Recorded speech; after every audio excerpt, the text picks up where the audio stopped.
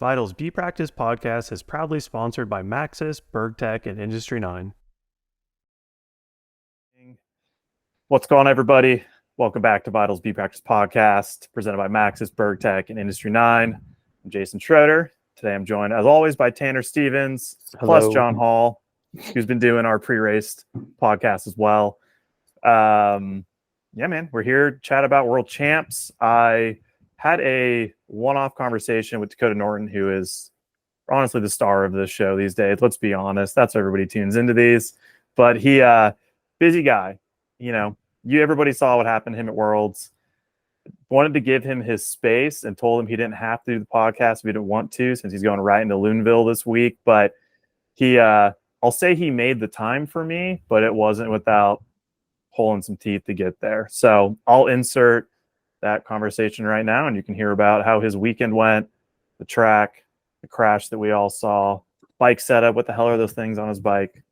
Here it goes. Kind of a really good deal. What would it be if I was somewhere professional? That would be too much. Remember when we've had high hopes about making this podcast more professional, and then it just comes back to being the same way it's always been? Well, I mean, I actually did bring the tripod phone mount thing with me. It's in my hotel room, but I am not in my hotel room, so it's okay. What's crazy is I have outlines for all these podcasts, and we have been doing this this is the fourth season we've done these. Really? That's a long time, like 21, 22, 23, and now 24. That's crazy. Took you 4 seasons to cut me out of the podcast. Wait, what did he cut you out? I was trying to. I thought I was being considerate. Oh, it's okay. We didn't. It wasn't like it was actually not that bad. I could have done it, but it's all good. No, I mean I feel a little sad though, a little left out, a little sad.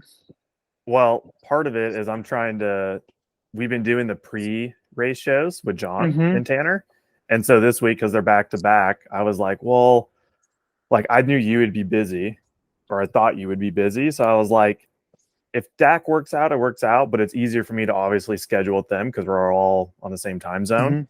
So this is way better because you and I can just chat through like you in the weekend. And then the three of us will probably talk more about like, how did Worlds go for everybody else? And he was looking fast at Loudenvielle and all that stuff. We can do it. Let's do it. Let's send it. Yeah, I'm stoked. Well, people have already heard an intro, and I want to cut just straight to it with you about everything and just take us through your week. I mean, it's a long week at Worlds, but you and I didn't chat at all, and I didn't see much of you from like videos and whatnot. And I know, like in your Win TV interview, you're like, it was such a week, so much stuff, and I'm like, that's every week for you, though. No, it was a good one. I actually am not going to be able to share too much because I am like a professional in this sport. We'll just start with that. We had some issues. It doesn't always go as planned. Sometimes, things happen, and we had one of those weeks where things were happening all at once. It was all happening at once. Had some issues, had some mechanical issues, had some me issues. I got frustrated, threw myself on the ground a couple times. It was just like kind of one of those weekends where we just couldn't get going. First day one was sick. Did 4 runs, got 4 good practice runs in.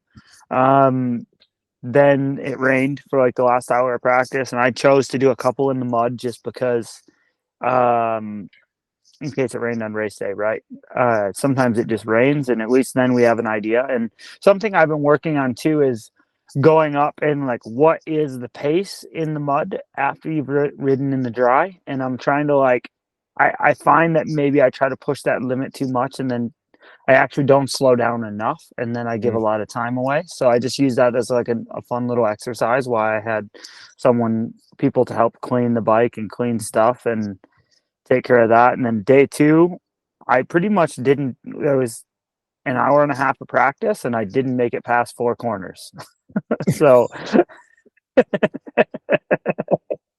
it was just like I got like through the first segment and then had an issue, and then the second lap of practice, I didn't make it much farther than that either, and then just I was like it was not too great, and then I went up there and just pretty much rolled down in qualifying because I didn't really feel like I didn't feel like I was like up to pace to do a showing. They weren't changing start order, so I essentially just rolled the gate and rode down, and then kind of had a couple crashes the next day. Didn't really do more than 2 laps, and so pretty much it came down to like I had 3 laps to get it together on race day morning to fight for a world title.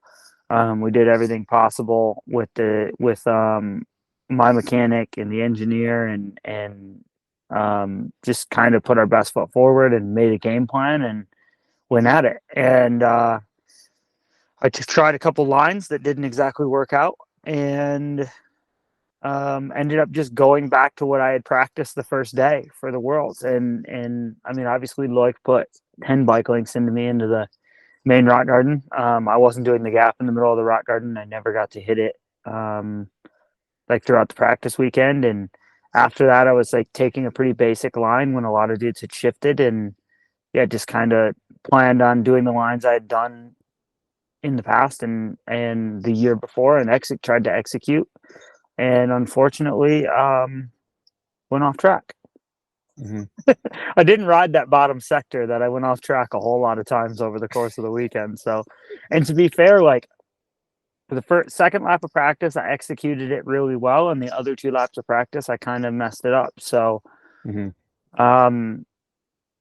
over the course of the race, I was like, going for it for sure. And I think once I got down there, I just knew that if I wanted to try to win the Worlds, I needed to just continue to push all the way to the finish line. And unfortunately, nobody had a sign saying you are 5 bike lengths up. Just hold on to it.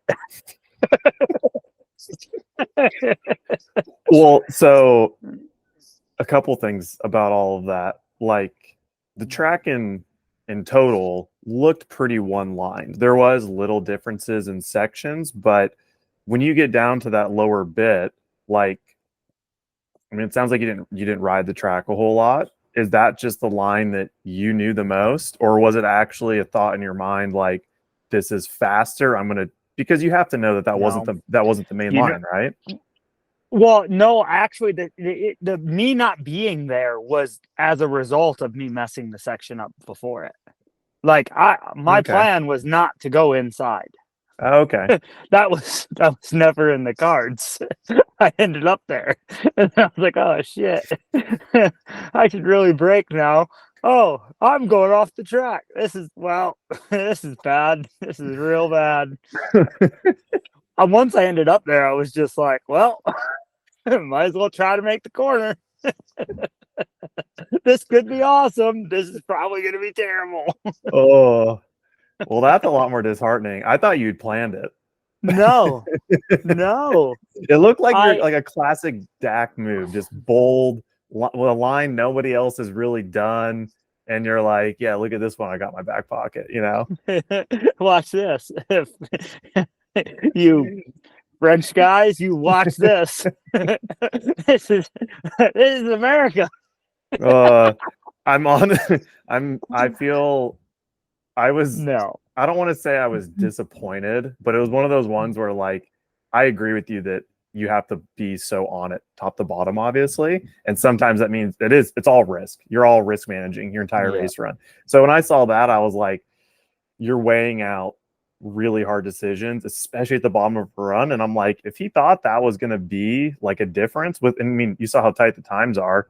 Maybe that would have been the difference, you going inside there. But to know that it was like more a mistake at the end, and I guess that it's heartbreaking. It is hard. I mean, it's heartbreaking no matter how it played out. I didn't watch it live just because of difficulties in the US. I watched the replay, and it was hard to watch. Because I already knew you crashed. I just didn't know where. And it was like waiting for the car wreck, like, Yeah. oh, it's such a bummer. Yeah. It's like, looked like I crashed, but in all reality, I just missed the corner. Yeah. Waller put together like a quad 4 videos of all of us. It was like this eliminator thing that was really cool. But I was like way up after Loic had crashed, so he was eliminated. We'll just forget the fact that he was smoking me. And I guess actually TJ told me this, that Loic was pretty confident, and so he didn't exactly see that one coming. And obviously I eliminated myself, and then Loris won it in the lot by going inside in the last corner, which I thought was a really cool thing I've never actually seen before. And I looked at the GoPro and stuff, and there was this, like, you'd come out of this, jump this little road gap and turn, you kind of wiggle between these rocks and then jump high into the moss. And I executed it the one lap perfect, and I just overrode the kind of blind rise into it and was going faster than I had gone in practice. I was up there on the trainer and I was like, man, if I want to win this race, I have to I really have to no break this section, send it in there and make it happen. Like that run to the finish line is really important. And I sent it in there, and then I hit something unexpected and my rear wheel was off the ground for like 10 foot, it felt like, but it was like 5. But that was my whole braking zone. And when it sat down, because I was trying to brake so hard with the front brake to get turned, the bike actually like stopped like the opposite way of what I wanted. And so I was like facing off the track to the right and needed to turn left. And it was like this little catch you had to slam into. And it was exactly the thing I'm actually good at. And I just messed it up, man. And I don't know if it's just not having the repetition of the amount of practice runs I needed, or if it's just a racing incident or what it is. But man, I went in there hot and couldn't get it turned. And I was sitting the night before the race with Lachlan Stevens McNulp, and he had a huge crash there doing that double. Like he pulled off the rock and had a huge crash. And I don't know if it was something to do with like a like a thought of like where he pulled and knowing I needed to pull and like kind of not pulling and choosing to roll it instead. And I can't tell you, dude, but in the moment, it was just one of those things that my brain just didn't, it said no, not go. And that was all she wrote. And then I was like, oh no. And then I'm like, oh no, what do I do? And then slid into the weeds, and had one of the saddest racing moments of history. It was, I feel like the entire world that was watching just like sighed all at once. Like, oh, like, yeah, them and me both. Dude, the slide out, I felt really bad because it's one thing when you crash further up and like a couple of people see it, but like, especially sliding out the bottom and everybody's like cheering and you like don't pop out of the woods and they're like, where is he? And I was like, yeah, wow. It's like, it is very heartbreaking. I mean, I know I wasn't Sam Hill 08, but I felt Sam Hill 08, it was like in my heart. It was, dude, I started crying, and I bet you should. It was bad. You know what? It wasn't that bad when I seen Loic 2 seconds up, and then when Loic went down, I was like, no way. What did I just do? I'm an idiot. But that is the thing with racing, is like, so many times I've nursed it to the bottom split and not pushed all the way to the finish line, and been 0.3 off, 0.7 off a win, this, that, the other, and it's like, I'm trying to train myself to push checkered flag to finish line. And that's something I'm really pushing for like to be a better athlete and to be a better racer. And it's just, man, it came at a rough time. It would have been terrible to wear that jersey all year. It would have just been honestly the worst thing ever. So it's not really your color. No. White. That would have been terrible. I just decided I didn't want to wear that jersey all year. Yeah, I'd not just yet, at least. Not yet. go ahead and give it to somebody else. Yeah. Too soon. Too soon. Nah. Hey, it is what it is. Like we were texting, like it's to me, it's obviously such a bummer, but watching your career, all I really see is like, damn, you're so up there that, it sucks, but like there's more opportunities to keep applying that speed. It is what it is, man. It is what it is. But And the it thing always will is, be. old Dakota Norton would have maybe ghost rode his bike through the pit and had a bit of a come apart after that. You But should have thrown your bike in the finish corral. Everybody would have supported that in the moment. just ghost rode it off that step down Deegan style. That would have been so good. Transponder still breaks the beam. Yeah. But dude, I felt like I handled the weekend super well with all the frustration I was feeling. With it being no one's fault, it was just we were having a rough go. And I dealt with that super well.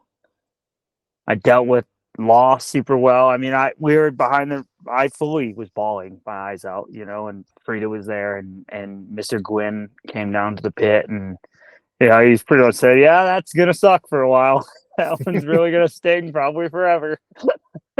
Probably forever.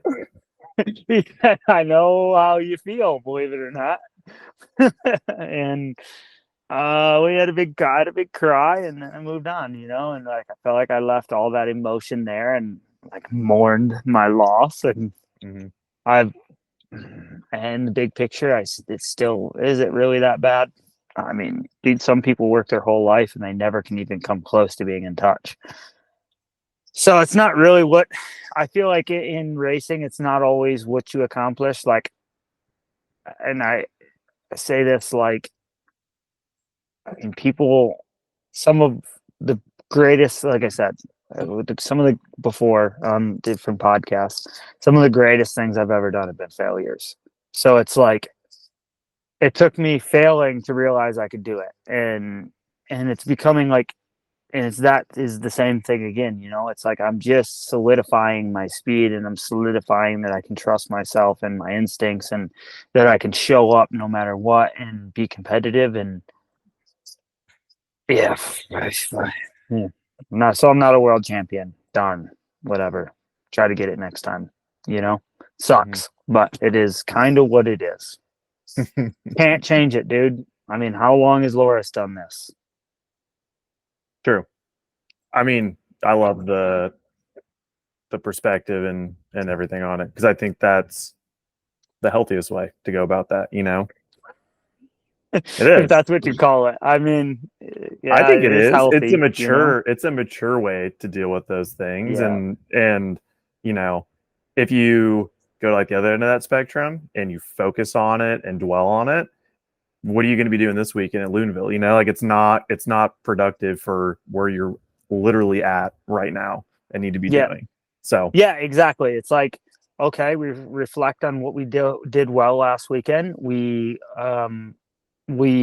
reflect on what we didn't do well, and now we try to make some changes, move forward. I mean, and be better as a rider and a race program. Like it takes every single thing and every person to be there. But I think those guys probably will really respect like how I dealt with my weekend and the effort. Like I think anyone that like watched me kind of have a rough weekend and struggle and crash and stuff, and then show up was like, how did the dude do that? Like Fabian Burrell came over and he's like, bro, your weekend and what you just did, very impressive. And that dude doesn't say good job to anybody. And I'm not saying that because it makes me feel good or anything. It's it's just like that was a big moment to me. That dude's bad at riding a bike, So it was it made me feel good, like how many people like kind of were behind me and stuff. And it's we get moving forward. It's a new weekend. Good news. I don't have to wait 6 months. It's Another true. shot this weekend. 2 more, and baby. You're not hurt. Like, I'm in one piece. you Bro, know, I only was on the ground because I ran out of track. yeah. I watched the GoPro. The GoPro is almost the most disheartening thing because it's like you see, I like did it like kind of frame by frame, and you can see the people in the crowds like they're filming, they're watching, and then everyone's like mouth gets all wide as they're like, he's not stopping, and then you're just sitting on the ground like, what? Why? Why? I hate this. This is terrible. Why did this happen to me? Who did this to me? Oh, wait, me. I'm an idiot. Man. Yeah. That's the way she goes. That's the way she is. Dude, I used to have the run of my life for 16th place. Right? What do you do? But this week I qualified 72nd and finished 73rd. That's like the good old days. I was like, hell yeah. Oh, it goes full circle. I'm like, party. have you progressed in 10 years? Oh, dude. Yeah. That's that. Let's chat about your bike setup a little bit for this week. I know you like don't need to talk about issues you guys had with parts and all that stuff, which is normal, but I think you mentioned at some point that it's called World Cup racing. You can have everything perfect and you show up at a World Cup and no, sorry. God, you thought that was good? No, you're wrong. Sorry. Try again. Well, where'd you go? I feel like you said with setup that you like maybe went down a wrong path. Like what for a track like Andorra? I mean, it's so precise in small margins, but it's just fast and straight. Like what'd you end up settling on? Where'd you go wrong? Those kind of things. Setup was good. Setup was good at Andorra. We ended up just a little bit soft in the front. I really thought 4 tokens was going to be enough and ended up having to go up to 5 to push in the race run. Rebound was fast per usual. Compression, like we just opened up a bit of we didn't really have any berms or generating speed. It was mostly just needing the bike to track the ground. So we were able to open up low speed a bit, just get a bit more small bump compliance. And overall, dude, our bike is Pinky qualified 2nd, Ronan 6th on the day. Ronan qualified super well. I raced at speed. Our bike is working super good, and those guys are a little different than me. They're a little more sprung, a little less damped. I'm kind of down my rabbit hole that I like, taking it to the limit per usual. But yeah, more is always better. Just add more. I want more. No, you should do that. No, I want more. Do you just run everything closed on your fork? Like damping wise? Not closed, but pretty much. Yeah. Pretty much. I mean, within reason. Your reason. Within my reason. But I'm definitely at an extreme for sure, as far as extreme as I can be. But this track will be tough because it's real flat up top, which I think our bike will be good at. Like our bike carries speed well, pumps well, and then it's just gonna kind of be managing. So I'm usually a rider that doesn't exactly crush it in a technical first split. So hopefully I can just rely on my fitness and rely on the physicality of like the first bit and just really push and try to take what I learned last year and what I applied last year that did well here, and then just try to manage at the bottom. I learned a lot from my race run, learned a lot what my needs would be. A lot of these sections have pretty high like shaft velocities. Like you're like coming down steep bits, slamming into holes through corners, and you need like support in the fork. So sorry, just getting a call. Where'd you go? I'm back. I'm back like I never left, baby. Frida's calling me. She said, where you at? I'm in the rental car. I'm in the rental car doing a podcast, and now I'm going through the damn speaker on the rental car. How do I get off of this? Sorry to make you edit. Oh no, I don't want to end call. Can't have nothing nice. Can you hear me? There we go. Hey, Yeah. I'm back. Sorry, but I'll just leave it in there. People love it. We're a high quality podcast, but it's going to be tough to have the bike turn up top, carry momentum, and then still track in the holes. A lot of people have rode here, so the track has been super rough, but man, I don't get too far from base setup in terms of suspension. Like, I believe my fork works really well. I'm really happy with it, and yeah, maybe a little leverage change to try to get a little support on the pumping and give up a little bit of like big bottom out. But need traction too. So we'll see once we get into the weekend. If it keeps raining like it is, it's going to be more a game of tires and what tires do we run? How do we keep the bike, everything from sticking to the bike and get it top to bottom and keep the thing rolling? Because it is raining, my guy. It is raining. What tires do you run in Andorra? Stack-Attack-Dak front, DHR2 rear. Stock setup, base setup. I'm actually quite the fan of the Stack-Attack-Dak these days.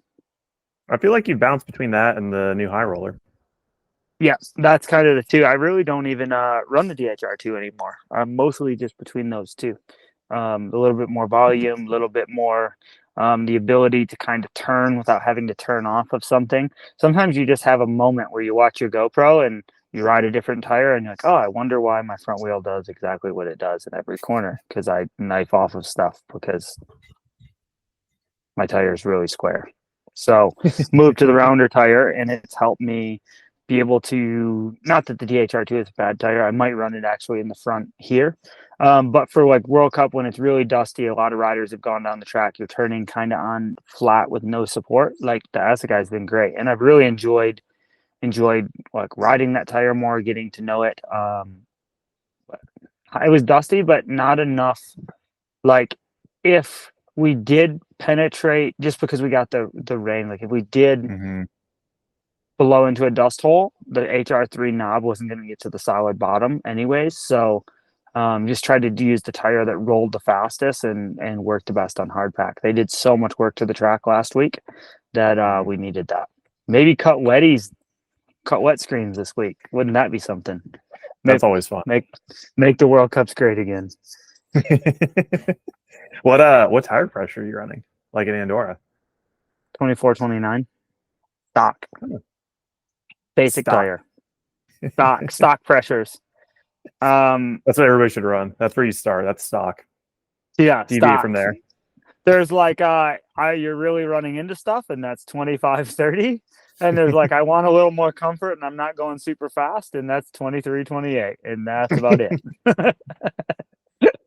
Bike park days, 23, 28. Racing World Cups, 24, 29. Oh no, it's going south, 25, 30. That's it. It's easy. I love it. Do you I know we're going down like a weird tire thing, but I'm just curious. Do you change tire pressure depending on tire or rim profile and how like the volume changes sometimes? Or you just stick with what you know and then make changes if it feels like it needs it? Like start stock, as you call it. If we're running I usually start 23, 28 first few practice laps, and as I pick up speed, I'll go to more support.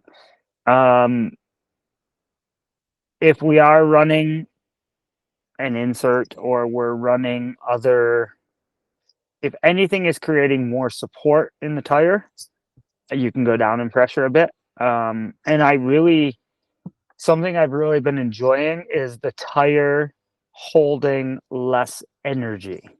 The lower the tire pressure, the less energy feels like it's stored. So you're actually slowing the rebound rate of the tire down. And I feel like when you can get down into 21, 22 PSI in the front, 26, 27, it actually makes your rebound feel slower on your suspension. Yeah. but I haven't lived in a world where we can run that at World Cup speeds. Like, it's awesome if you can pull it off on a track that you know perfectly and you never have to hit a square edge and you're online and doing everything right. But if you're so we can test things like that, and I really like that feeling. So that's kind of something I've been working towards, getting down in pressure. Once you start running like 30, man, the rebound rate of the tire is so fast. Even 29, it's fast. 28 feels better if you can get away with it, but sometimes you just can't do it. 27 at a World Cup, good luck. That's my go-to's always been 25, 27, but yeah, all vary like you do, depending on different things. But yeah. I will say even though I know this podcast is sponsored by Maxxis, but they do make very good tires. And we ran the new High Roller 3 in Whistler.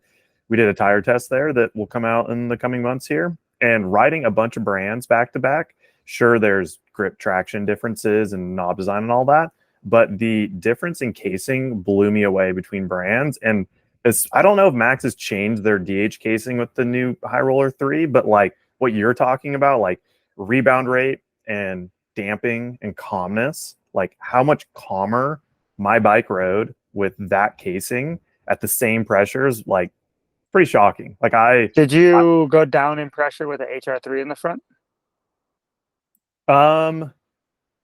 No, because mainly how I ran that test was I'm running them all at the same pressure and only changing if it feels like it's needed to get similar to like maximize performance. And then that way, if say one brand, hey, I actually had to run 5 psi less to make it perform well, then people kind of know that info. But for that, I feel like I could run those tires higher, if anything, because like it just feels like the tire stays on the ground more over little bumps. It's crazy. Okay. Well, it's really good. That is the extent I can speak on that topic. we're not going to talk about the new High Roller 3, great tire, and we'll leave how it feels alone. It's great tire. We can talk more about this later. Do you not feel the same way? I do. No, I do feel the same way. Okay.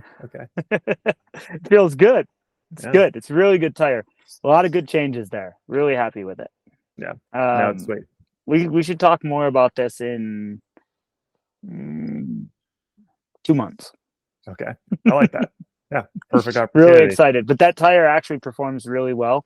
And that's a lot of the reason, that feeling is a lot of the reason I go to use that tire. And I'm really happy with. Sounds like maybe I'm onto something, which is always nice based on you actually might know something still here. You might be able to feel something, believe it or not, other than your hands hurting.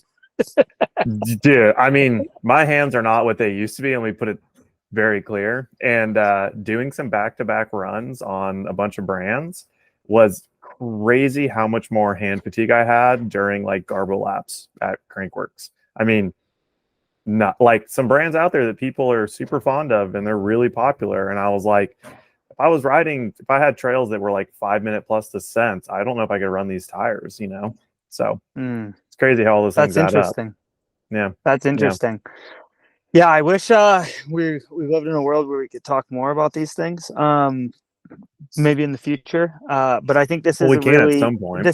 This is a really really cool thing, and I think there is something to vibrations and damping and how it affects ride quality, and that's something that I'm actually very passionate about and I quite enjoy. So hopefully at some point in time we can jump in more on that. We got some cool stuff we're doing, some cool stuff we're working on, and I think like just being more damped in general is pretty dang cool. This is a perfect segue with time for my last question I have for you today is this is going to be our Industry 9 Buzz report. It's the only thing I want to talk about, and that is mass dampers. You had them on your bike, and no, a what? What is it called again? What is it? What do you call it?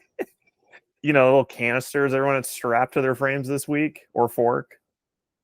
The thing with the sand in it on the back of my bike. Yeah, or whatever it was, nitrogen. Who knows? Sand. A bunch I of put marbles. sand in there. It sounds like it. Seashells. It's, I said it's got water from Lords in there, and the noise of it clanking around are seashells. They're seashells. you have to We give all us have something. did you not hear this? We all have different beverages. That Ronan needs he drinks 6 Red Bulls a day. He needs one in case he needs to take a break on the side of the track, so he can loosen it up. Drink a Red Bull, get on with his practice. I need all the help I can get. I have holy water. Pinkertons clearly have Monster in there. Come on, you're not going to give me anything. How about this? Don't tell me what the thing is. I can put photos over this so people know what we're talking about, but I'm just gonna run a hard bargain on you. What's the goal? What are you chasing? Like not like what's it doing, but just tell me like what you're trying to achieve. Is it like calming the bike down? Is it traction? Is confidence and grip? Feedback? All right. Confidence and grip. We're running it in a different place than a lot of people do. And I think that it suits our bike nicely where we have it. I know a lot of people have been running them for a while, and a lot of people have actually been running them hidden for some time. There are some cool things that happen inside of the World Cups that we can't see on the Vital Pit Bits. A lot of people hide a lot of stuff. But I don't think it's any secret that when you get going really fast, sometimes it's hard to see where you're going.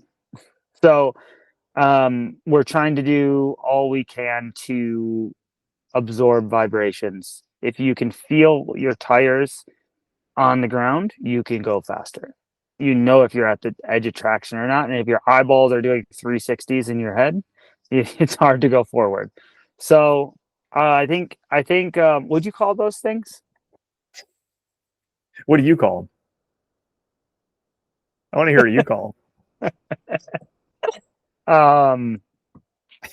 Let's hear it. Come on. Canisters. I think my canisters. Canisters is fair. My canisters. I only have one canister right now currently. And yeah, I think it works pretty well, and I think it's a really cool thing, and it's like, obviously one of the more trick things we've seen at the World Cups in some time. And it does look a little funky back there. It looks like a wheelie bar. Except I do that Mondraker's fast. Sometimes that thing will just start going over backwards. I need a wheelie bar. Why not have one strapped to your fork if a lot of it's about vibrations and tire feel, especially with like your front tire? I don't know. I can't actually answer that question, but stay tuned. Would you, if you're enjoying the way it feels, I'm assuming that there would be a benefit to strapping one to your fork too. If I had a second one, maybe I would try to put it somewhere else. I'm losing my job. We're working on some stuff, and I think that maybe this week you may see a different purpose for the canister. The canister may be relocated based upon needs at Loudenvielle. Okay. What? Yeah, I want to know so much about like why it's at your axle versus like Laura's is right above his bottom bracket, which seems better to me. They're using it for a different purpose than we are currently. What do you think their purpose is? They're, I think, primarily vibration related. Okay. And you're more focused on feel, grip. I'm trying to get that grip. Would you say grip is similar to like calming the bike down? Like if the bike is just maybe reacting less, your tires are on the ground more? Yeah, theoretically. I mean, anytime you're going to put weight at the axle, like it's going to stick the wheel to the ground more. Mm-hmm. Like, doesn't that mess with your suspension some? Yes. But I run a very damp setup, very fast, very damp setup as it is. Yes, theoretically, like obviously, like Gamix is doing the exact opposite. They're trying to take the cassette away. They're trying to take any weight from the rear axle to actually make the rebound rate, like the swing arm, go up and down faster. You know, they have like this big dyno they can put the entire bike in test these things. I'm calming the bike down, you could say. I did say that. sometimes that baby gets you going, and you need all your help you can get to keep her playing. It's interesting. I looked into it not a ton, but I immediately want to strap those things to my bike. I'm not gonna lie.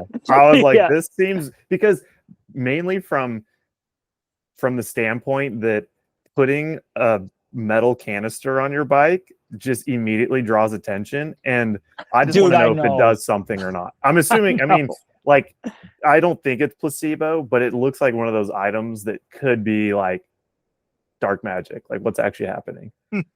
Like, you remember when Common Salt was putting all those vibration stickers all over their bikes? That could not have been real. Like, we might as well just be putting fucking Livestrong bracelets all over our bike at this point, you know? Like, yeah. I mean, obviously we're using it. We're using it very blatantly. So it clearly does something, right? Yeah. It's cool. It's really good. Like, it's our race engineer is working on it, and he's a really smart guy, and obviously everybody kind of knows what it is and what it does, but I mean, it's kind of hard to hide at this point, right? I can't talk about it too much, but obviously it's at the axle for a reason, or we would have it under our bottom bracket, right? Oh, why do you think that at this race not everybody, but we saw them on a few people's bikes just all at once? Or like why now? Is it just where you guys were with development, or? Yeah, it's where we were for development, and other people are doing development as well, and ours is like developed for us by us. Other people you didn't sell one to Loris. No, he's using a different system from different people, which they've been developing. But I'm sure you'll see press on that this week. I think that's more of I think this week it'll be more of like some answers. From who? From you guys? No, from Trek. From them. Okay. I was gonna say, if you got the freaking answers, tell me. What about your new brakes? How are those bad boys? They're good. Yeah? They break. Give me just one little thing about how they feel different from what you've been running. What stands out? They break more. Okay. More. They break more. Does the lever feel the same? Yeah, it's not a lot different. I mean, you can, like, I think there's pictures of them on the internet. Yes, right? There are. Yeah. I mean, they say XTR on the lever, and they say Saint on the caliper, and they're brakes. They're I've run them all year. Good to hear you've been running brakes all year. What brakes are you talking about? Yeah, I don't know. I saw some ones that they look like Shimano's, but not Shimano's I know very well. Oh, I think I've seen those on the Syndicate's bike, not mine. No. All right. I had them on there. We did try them. We tried them. Man, here I am losing my job. We did try them. And really happy with them for sure. I mean, I think that I'm gonna be back on my normal brakes this week, just because of, like, I've been running them all year, and brakes are such a personal thing, and I think maybe I may try to get used to said brake in the brake, but we just didn't really have a lot of time to get used to them. So I went, oh my Lord, these guys are coming in hot.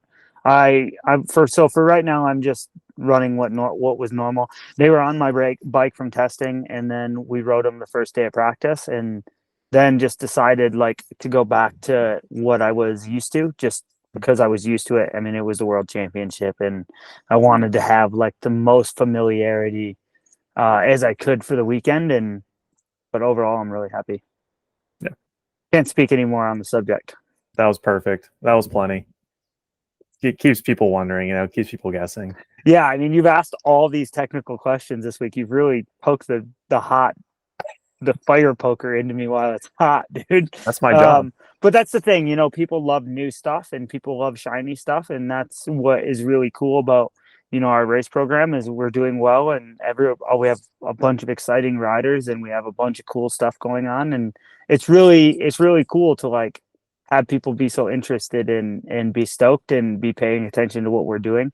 I think the brand is really stoked, and we have a bunch of smart people around us. So I think we're doing our homework, and I think it shows in the results list. Yeah. 72nd and 7th. It shows in the splits. You can make a career off of splits. Maybe not. Yeah. Maybe not in this economy, but at one point in time you could. Not in this economy. Oh man, yeah, it's hard. It's hard right now. Everybody's going fast for sure. But yeah, really exciting stuff. I mean, I think that in the future there's a lot more exciting stuff coming. So, obviously, there's been it's exciting. People have seen exciting stuff. It'll be exciting. I'm excited. It is very exciting. All right, last tech question that's not too hard. What's your stem length, bar rise, spacer setup right now? Has it changed at all? Has it stayed the same? It stayed the same. 75 stem, zero stem, 75 bars plus 5 under the stem. We're not going up, we're not going down, we're just staying steady, What length stem? 40. Are you trying to match offset still? I feel like you were talking about that at one point. Forward geometry. Forward geometry. Isn't that the Mondraker thing? He knows all the marketing terms. Forward geometry. Forward geometry was good, but now it's just regular geometry. I'm trying. Yeah, exactly. I know. It's just it actually literally is. Everybody caught up. Everybody caught up. I was trying to match, and my predeceived notion was that it would be terrible. But after Val de Sol, when I felt like I had to make my bike shorter because I was reaching, I started looking at options to keep the wheelbase I desired. I know 3 mil in a wheelbase is really just changing the world. But I felt with my, I feel like an idiot. I felt like with my wheelbase 3 millimeters longer, my bike was more stable. Okay. Noticeably more stable. So the 40 mil stem was a way for me to keep my desired wheelbase and keep my rider cockpit in a comfortable spot. It was a compromise between the two, and honestly it turned sick. And there's some other things you need to throw into the mix of this puzzle, but I think in a lot of other motorsports we see the bars more in line with the axle. You're doing more leaning than turning, where the traditional mountain bike cockpit turns a lot. And I'm pretty stoked. It's bike's ripping and really happy. Like it's a compromise for all things that has made me feel like I'm in a really good place. And I actually picked up that from other people. It was just like an observation. I was like, oh man, wow, that's weird. Short stem, cool. And gave it a go, and I'm pretty pumped. I like it. I like how unique it is too. It makes it easy to pick you out in the bunch. It's cool. Yeah. Bars it's so sick when you're tucked and you're like behind your handlebars. I can't tell sometimes if you're sitting or standing. Your bar is so high. No, just playing some with trail numbers and really enjoying the process of like making the downhill bike a bit more modern. I think we'll see things trending that way with other riders as well. Yeah, I don't really know why not. I mean, and it is very personal. I mean, like the easiest contrast for me is like you versus Finn. You guys have like drastically different positions on top of your bike, but still, like, it seems like more riders are having a lot taller setups to be in like a bit more of a centered upright position, leaning versus turning body position. Bro, just watch Sam Hill on an Iron Horse Sunday, and you'll understand it all. It all goes back to that. I mean, he was doing it how long ago? Literally, the bike was just shorter. Bikes got longer, bars didn't, stack heights didn't go up. Yeah. I'm up with the stack height. And honestly, I remember who it was the other day. I put my bike right next to theirs, and I'm only like 10 mil higher than them. And they were on like almost flat bars. So forget who it was. They wanted to, everybody always wants to put their bike next to mine. Our bike, dude, I ride for bike companies with small head tubes. I don't know what to tell you. I mean, it's just what it is. You don't make the rules. I don't make the rules, dude. I just work here. Yeah, it is actually really true and funny, and I think people look past that. They're like, Dak's just running such tall bars. I'm like, yeah, but he's got like a stubby little head tube, you know, like, yeah, man's got to eat, you know. What do you expect? Big dog's got to eat, dude. Like big spoon, big bowl. Come on, let's go. Give me the spaghetti. All right, this has been fun. Yeah, I appreciate it. That was awesome. You're awesome. I appreciate your time. Feeling good for the weekend? I mean, this was your best result ever last year. So yeah, this is still my best result ever. Yeah. Did I get another second? Didn't I get second somewhere? Oh, Val Sol. Yes, say you did get another second. I just did that. That was wild. That's cool. Yeah, so I got 2 seconds now. That's awesome. Mm-hmm. How cool is that? It is. Yeah, I think that was the closest to the win I'd ever got since Amari decided to WD-40 my hinges and then blow my doors off. That was the soul. Yeah, I think we're ready. I think we're ready to go. I'm excited. I'm fired up. We're in a good place, and yeah, set to send it. Did you walk the track already? Not yet. Tomorrow. Okay. We're a day ahead on the podcast. We're proactive. But I think it got rode a lot and then sat a lot over the summer. So we'll see if it's hard or soft or what the tire choice will be. More to come on that. But it's rained the last 2 days a lot, and I think it's going to be pretty muddy and slippery. So, man, I would really love for a dry race, believe it or not.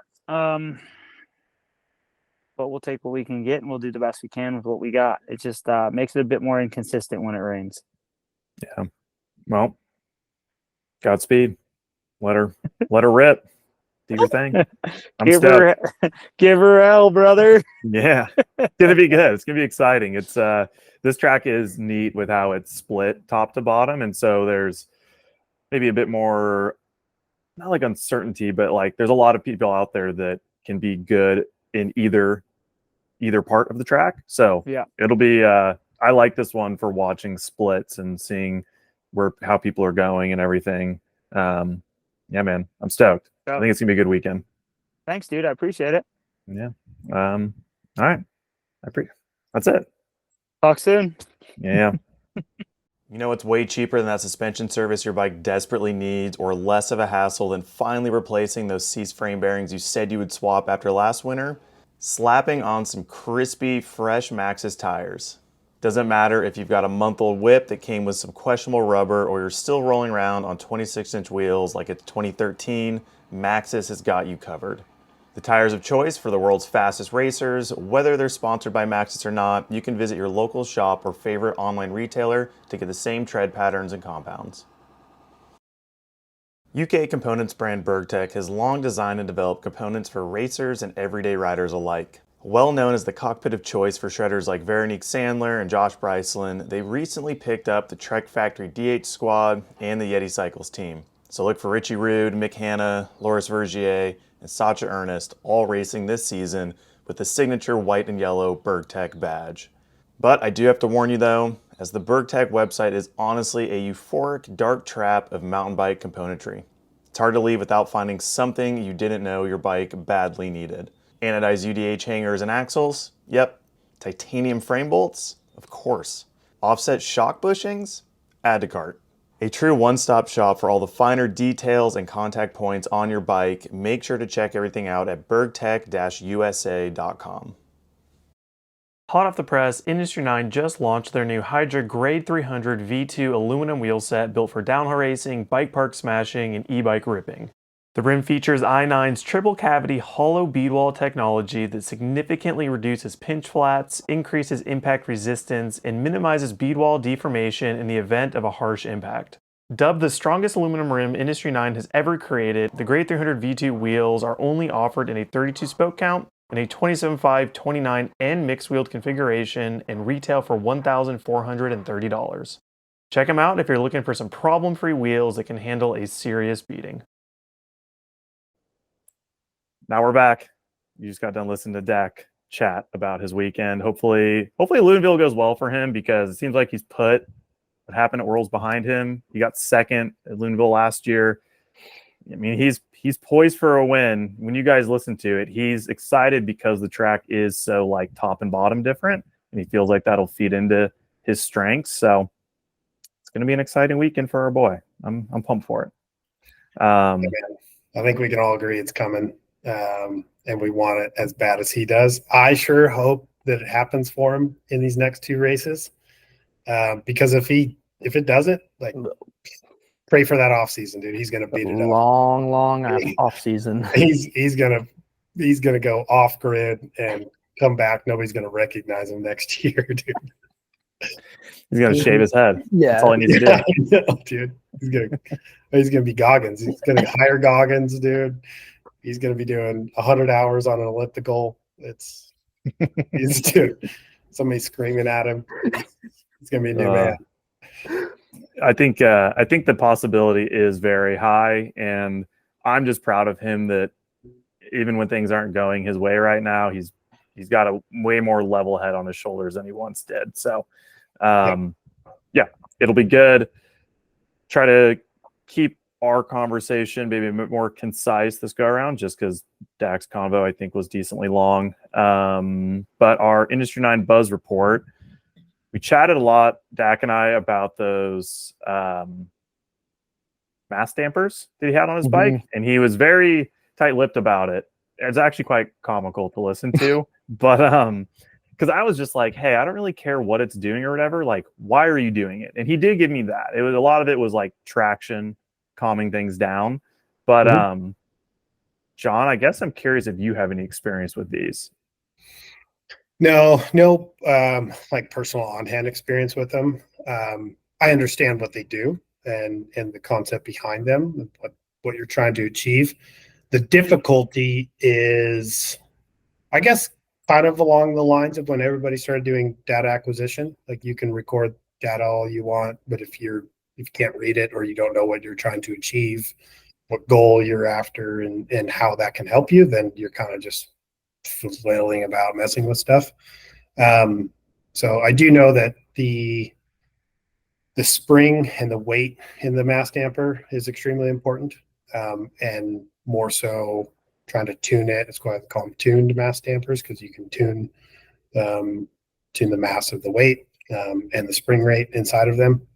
So it's essentially a weight sprung between two springs that absorbs, like, you hit a bump and essentially it's trying to absorb it before the rest of your equipment is. And then we'll kind of level things out and just chill it out. That's where Dak is probably saying where it helps with traction a little bit. The hard part, as with anything on mountain bikes, that we try to draw from motorsport, at least on the track side, is so repeatable, lap after lap after lap. It's the same surface. Yes, there's temperature changes and track conditions and stuff like that, but by and large, it's pretty repeatable.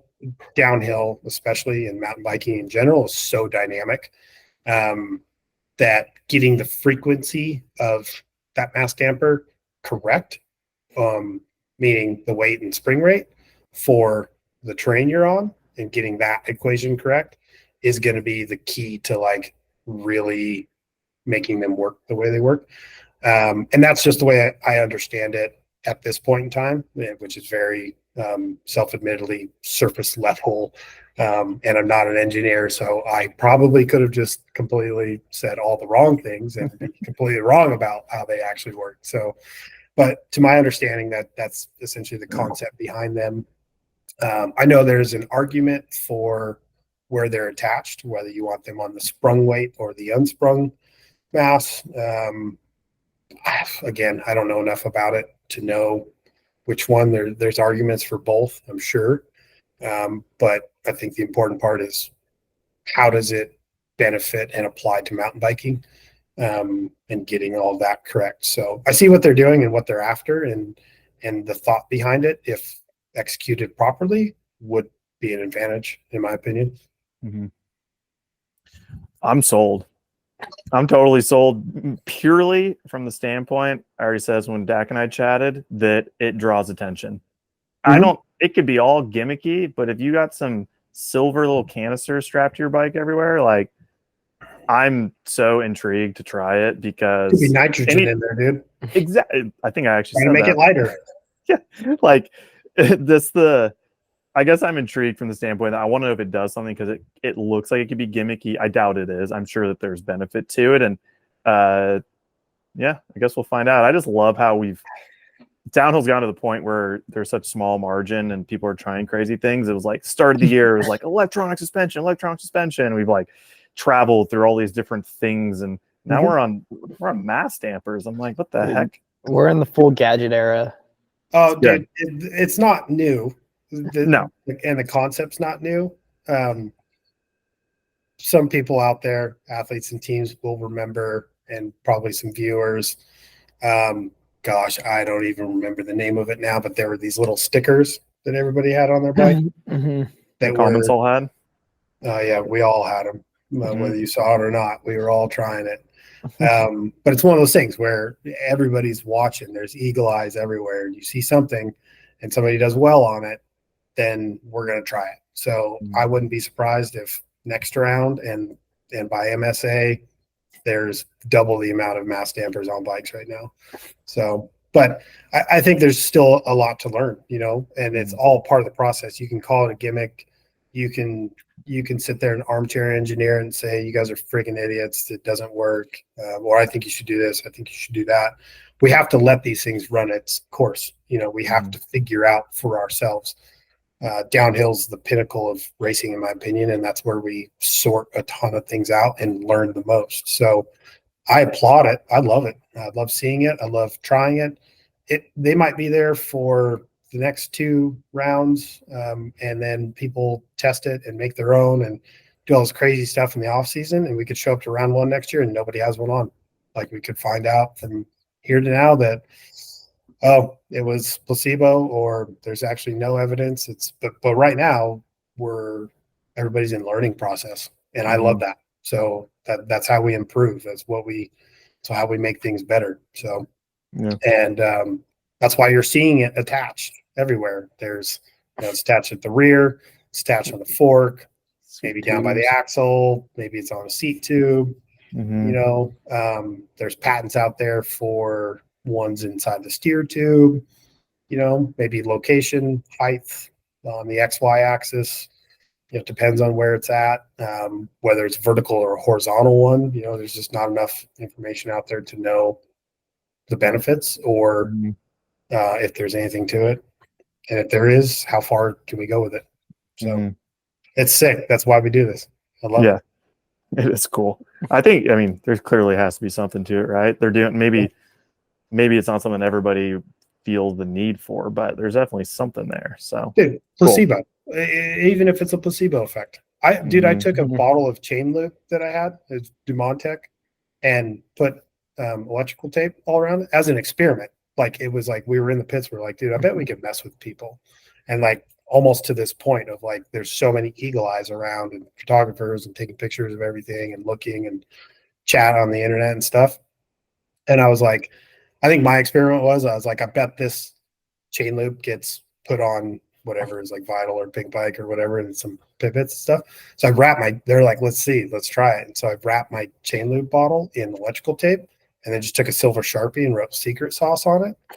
And sure enough, it was in like that night's photos, like on both sides, like it was everywhere. And people were like, "Oh, dude, John Hall makes his own chain lube." Like, "Oh, it's this." It might have been post chain break at Leo Gang, so they're like, "Maybe that's what. Maybe it was corrosive, and that's what broke his chain." And like all this crazy stuff, and I was like, "See, look, like, dude, it could just be to mess with people."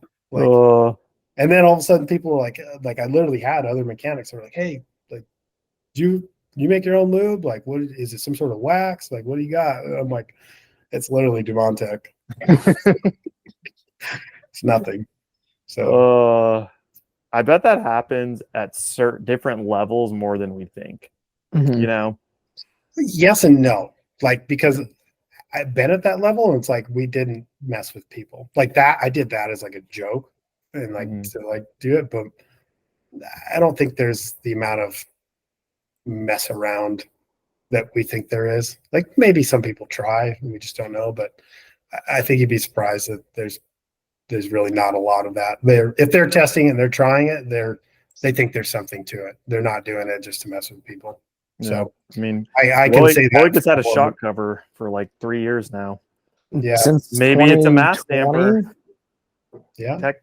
Technically, I'm pretty confident it's a damper. It's in the box. Dampener. I think it's a dampener. Yeah. I think it's definitely dampening water in whatever's there. happening. Yeah. We know our water in mountain biking. All right. I like that. We'll keep moving on. We'll see what happens in Loudenvielle. And Montsanan seems like a place we could see way more because people have a couple of weeks to fashion their own. So, yep. Do you guys have a favorite Worlds kit from this weekend? And John, you can't say an Intense Rider. Oh, dang. It was legit my favorite one, too. Okay, we'll let you say an Intense Rider. We have to say somebody else also. I'll say my other one, too. I got to think for a minute, so you go All first. right. You know mine. I'm going Ollie Davis with the shoes matching the bottom bracket area of his bike. I thought that was cool. Yeah.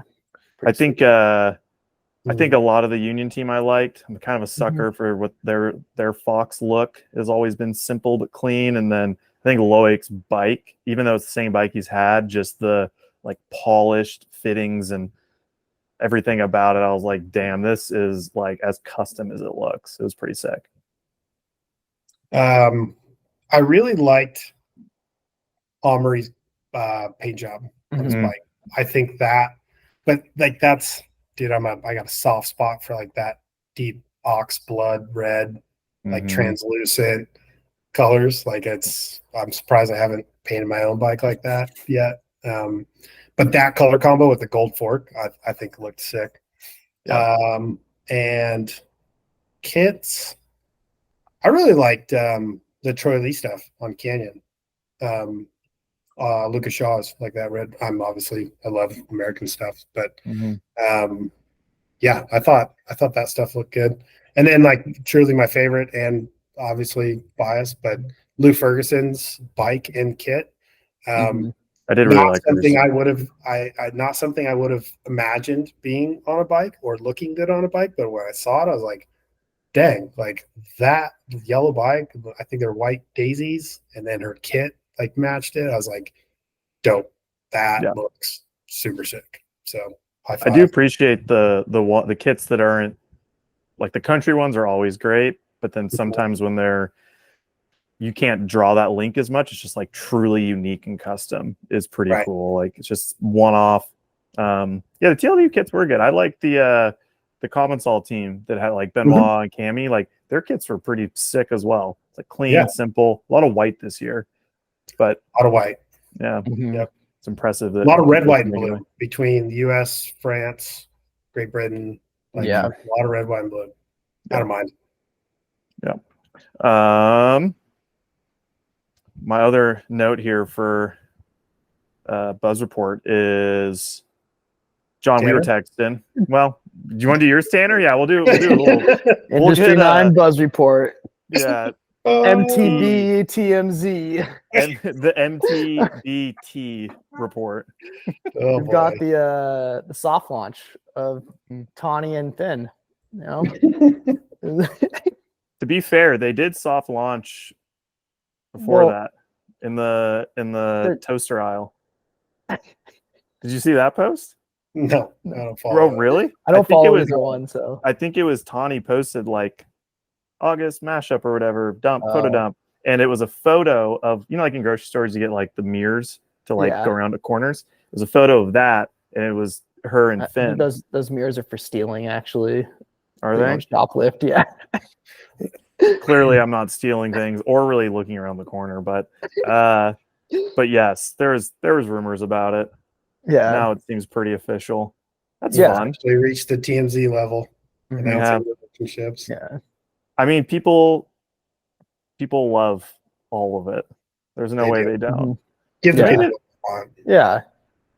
It's true. Congratulations, guys. I'm happy for them.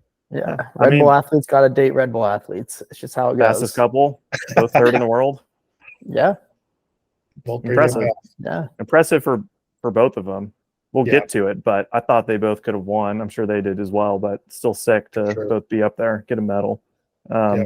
I love it. I love I can only imagine if we actually got to go to World Cups and we treated this not like it's mountain biking, like we leaned into more stuff like that. I'm sure You there's have no endless idea. drama. Oh my God. I hear some of no it here idea. and there, and I can't do Yeah. anything with it half the time because it's, I mean, I Well- got to remember that like our demographic is middle-aged males a lot of times. So it's like, is that really who we should be telling things like this? I don't know. Maybe not. Right. Yeah. Like even like this, it's like I feel like we've all known about it for a while now, but Yeah. you can't say anything until fun. the soft launch comes.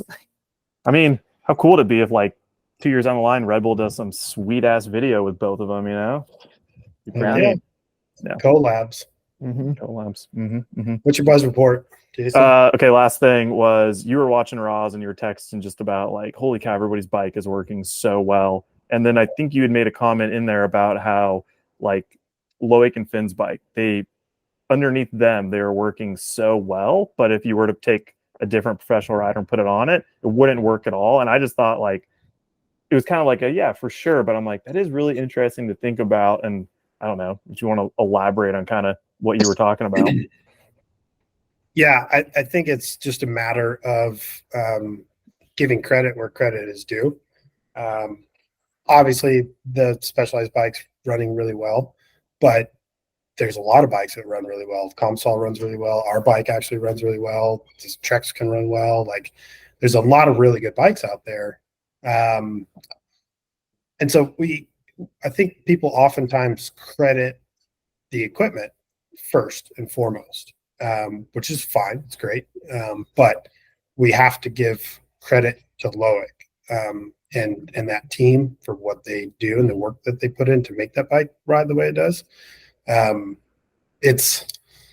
There's so many people, and I've heard it for years at the circuit, at the finish line corral, and this, that, and the other, and guys just going like, dude, friggin' that bike. And I'm like, what about the rider? Like, what about Loic? Like, what about all the work him and Jack, his mechanic, put in between races, in the off season, testing, going all over the world, the amount of data that they've done, wind tunnels, like everything. And then not only that, and the work that they've put in to get the bike to work the way they want it to work or the way they believe it should work. But so you have to give credit to even the mindset of knowing, okay, I want my bike to work like this. Not looking at anybody else's setup, not doing anything else. You know, this is what we have to work with. How do we get our bike to work the way we want it to work? Whatever.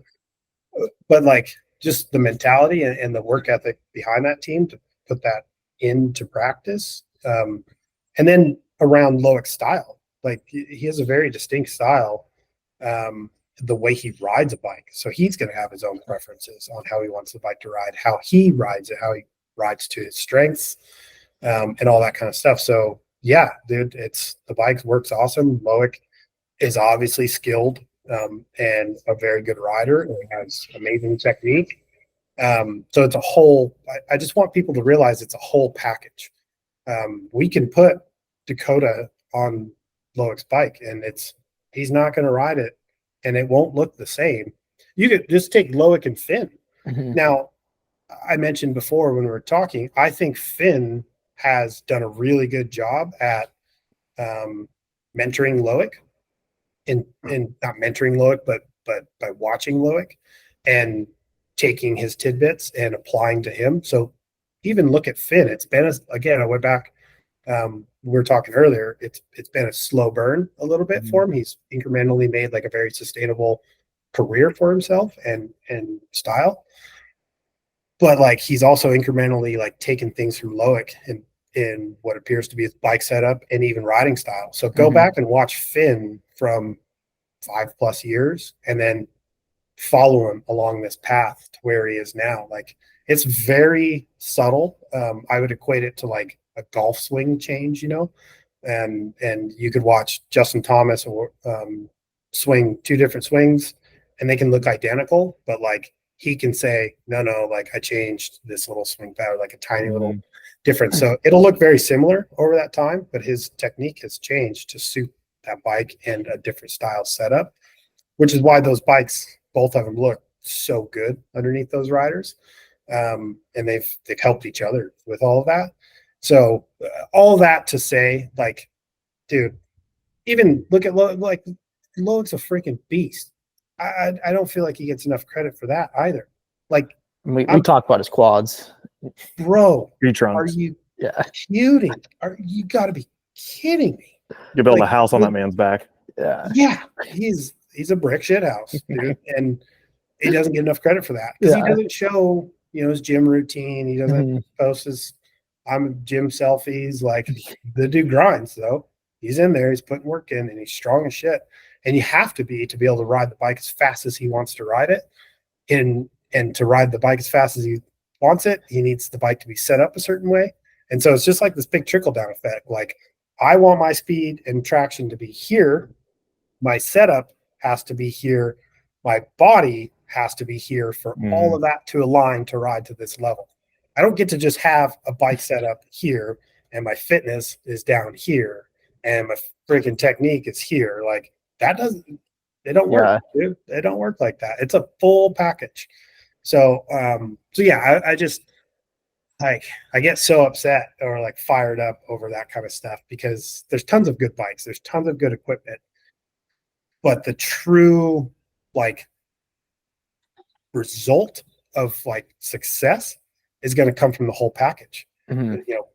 Fitness, strength, longevity, style. How much time do you put in the off season? Like those dudes don't stop. I'm telling you right now, they don't stop. And it's they're the people who take a month or 2 off sometimes in the off season. They don't do that. Like Loic's going to take a little bit of time and relax at the end of the off season, maybe go on vacation, but he's still working, and that bike's still improving, and his team behind him supports him in that. And that's their goal. And that's why they're successful. So it's like, you just, I hate when credit's not due or maybe focused only on one spot where it needs to be. Like, look at the whole picture. Yes, Loic is a fantastic rider. Yes, the bike is great under him. Yes, his team structure and support is fantastic. But all that together is what brings the results where they are and gets him his success. You could take that, you can plug and play that whole program. You could put a different frame in that program next year, and he's going to have to start the whole process over, but give him 2 to 3 years and he would have a bike looking exactly the same as he always does. You know what I mean? Like he's going to find a way to get the setup to make his bike ride the way he wants to ride it. Same with Gwinny. Like he would set a bike up where he thought he could ride it the fastest. And that's different for everybody based on your style, your speed, your strengths. Like, Gwinny's setup was notoriously stiff for a long time, but that's because suspension wasn't where it was today. There wasn't the holdup. And he wanted to smash holes as hard as he possibly could and have the bike hold up. And in order to do that, guess what? Had to be super stiff. Now, like, suspension's gotten really good and damping's gotten incredible, and you don't have to go that stiff. I would even argue that Loic's bike isn't as stiff as people think it is. it Well, I would think probably feel a lot softer than people think it is. But Mhm. they've done the work where he still gets enough hold up when he needs it. he's also really strong, so he can deal with Mm. it bottoming out more, Yep. Yeah. or like he can generate It's like speed Dak. with the Dak's softer like the setup. same way. Yeah. Mhm. Yeah. Dude, Dak's gotten stronger. Like Mhm. even going back to Finn, like not only has the style changed, look at his physique. And like, dude, he hasn't like Oh, he's he's built not like now. a bodybuilder now. But go back a few years and look at a couple Mhm. pictures of him. The dude's a Mhm. brick shit house now. Like he's packed on some muscle without any fat and gotten strong. Yeah. And look at dude, he's gotten better. His results have gotten better, more consistent. He's right there. Got his win last year. Going off that though, Third at Worlds. Amory said he lost some weight. Did he? Yeah, because he was pretty built for a few years there, or a couple years. He Yeah. was like Well, he's jacked. big. He's Yeah. tall. Am- He's For like sure. 6'2", maybe. Hmm. I'm 6'1", and he's like I think he's a about little your bit he's taller about your than me. height, I would say. Is he? Yeah, Okay. he's not as tall I as thought you he's always think. taller. No, he looks taller on his bike, but Yeah. but he was like pretty built, and he said he lost quite a bit of weight. So, Crazy. Everybody's like we're talking with mass dampers and all that kind of stuff. It's everybody's sort of always looking over their shoulder what everybody else is doing. And I think the Jackson Goldstone effect is pretty strong right now, where people are more than I ever remember it chatting about how big you are and how much Mhm. that affects things. And like, which kind of on what we're talking about with Finn and some of these riders, like evolving as just being a pro athlete and how fit you are. Dude, Jackson looks like a little kid still. Like he has so much growth ahead of him from just Mhm. being years of a pro mountain biker. Like that is intimidating. 0% body fat on that kid. Yeah. I don't, None. I think he has the most natural ability of maybe any pro downhill racer, like just the way Yep. he can read terrain. And when you start to combine that with as his experience grows, it's nuts. Like he's been so forgotten this year just naturally because he's not the races and all that. Mhm. But yeah, the definitely makes you start thinking about that. I'm like, dude, he's gonna be such a unit when you start thinking about, because even Finn was so fast as like a Grom and a junior, Mhm. and even like first 2 years as an elite racer. But exactly that, like those building blocks and where he is now, like such a force to be reckoned with. And And Jackson still won for where he's at, and he's still Mhm. fast. So he still won Val de It's- Sol. it goes back to And MSA. the whole package. Like the whole package has to line up together, and what it looks like for each rider and their equipment is different, dude. It's different. There's no magic pill. There's no magic bike. There's no magic setup. There's just not. Yeah. Like there's not. Like there's things that everybody will try to do to be better, to have an advantage for sure. But there's no magic pill.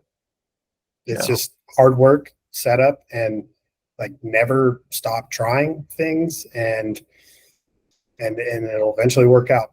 Yeah. But I like that. I guess the whole point of that conversation when we were texting was like, I'm so sick of hearing the bike, Well, not the Specialized. Just the reason I said it, period. It's like, bro, it's everything, and like, got to give credit to Loic. He gets a ton of credit, but I'm just saying, like his whole package, like you gotta give that whole team package the credit. so like the reason I said it is because I expect everyone to be fit, be strong, like they have a team, like all the top dudes have a team behind them. So it's like you expect it to be working like that, where it's like comparing to F1 or car racing or whatever, is like you expect an F1 car to look really good or like look good, but then there's the ones that look another level, like Verstappen, like he looks another level. And then there's like the other cars where you're like, dude, this guy is way off the back. Like the Mercedes cars the last couple of years, like you're like, all right, they don't even look good. Like, and so I said it because his bike looks like his setup looks better than other people. And like with Aaron, I think Aaron got a lot of credit, and like you guys didn't get much credit behind the scenes as much as Aaron got as a rider, because he did go from bike to bike, and he knew you guys as a team knew the process to get him to a race run. Yeah. Mm-hmm. It's a but like Loic Loic has been on the Specialized now for closing in on 10 years. Yeah. Mm-hmm. It might even be 10 years now. I think it was Almost. 2015? Yeah. 15, I think.